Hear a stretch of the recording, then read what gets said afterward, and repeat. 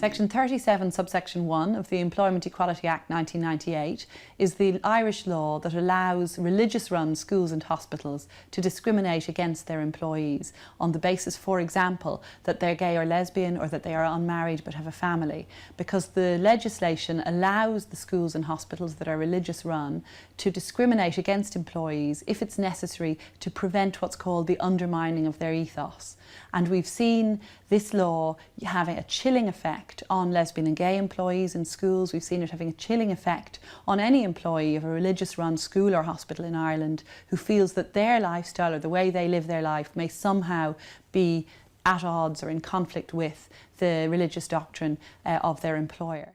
Section 37(1) of the Employment Equality Act has effectively allowed a culture to develop in schools where homophobic bullying takes place on a regular basis. And although action is being taken by government and by teachers and by educators generally to stop this, the problem is that while teachers themselves feel afraid to disclose their own sexuality because of Section 37(1), it really doesn't allow a culture where people can be free about their sexuality, whether they are students or teachers, and it really allows the perpetration of bullying to continue.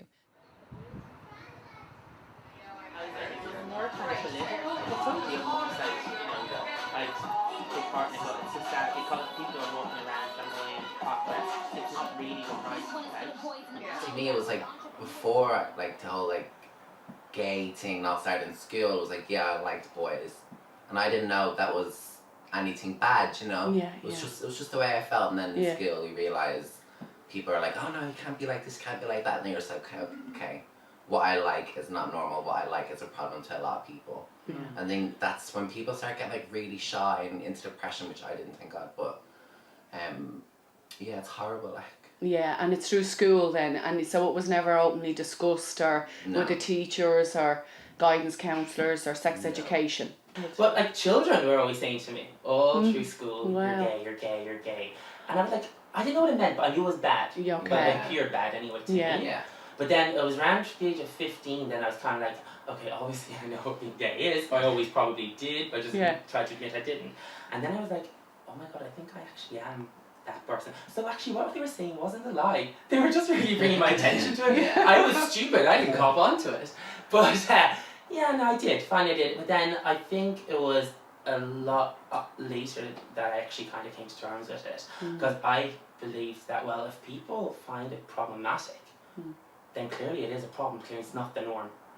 So what am I going to do about this? For me, you send your child off to school for a very long time, so it's an environment and an institution where you hope that your child can feel safe. Because like obviously like some of the gay guys in the class, it was their turn to speak or something, you know, one of us like, it's your turn, like, turn around like this, what you going to say? And then you're just like, you're frozen, and the teacher doesn't even say anything. I know. That's what was frustrating about it. Like the teacher was. So did you ever have a teacher that would correct it and say, you know?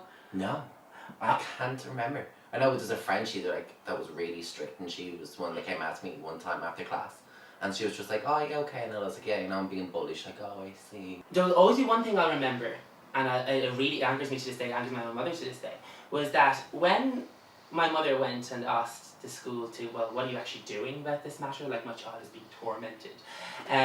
The school said, well, look, they're not going to stop those kids, so maybe it's you that should take your child out of this school, rather than keep your child in school and we'll actually deal with the bullies. We don't want to have to deal with them. I remember three of the bullies that bullied me mostly. One of them now is in prison. The second bully has many kids with different girls. Like, they just haven't got the good life, and there's me, I'm having a great life, great family, great friends, travelled the world, been to France, been to London. It's like nothing can stop you, but the bully's karma will get them. If they want to become a teacher, at the end of the day, when they go into that room, they should not be discriminated against by their sexuality. What you're doing is, you're not discriminating against a person for their identity, you're basically constricting their ability to make a living. That is very, very dangerous.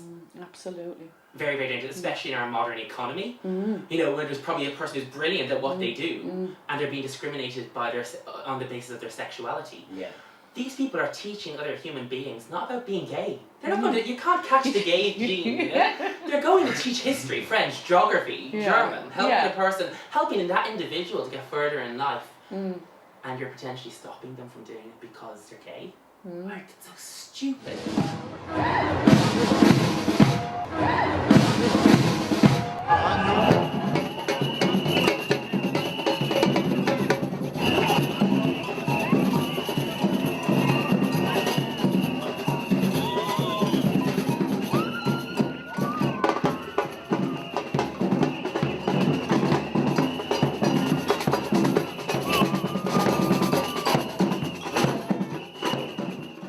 I would really urge anyone who feels strongly about this issue and who feels that they want to see an end to this sort of discrimination to contact their local TDs or senators and to urge them to speed up the passage of the amendment bill to amend Section 37(1) of the Employment Equality Act.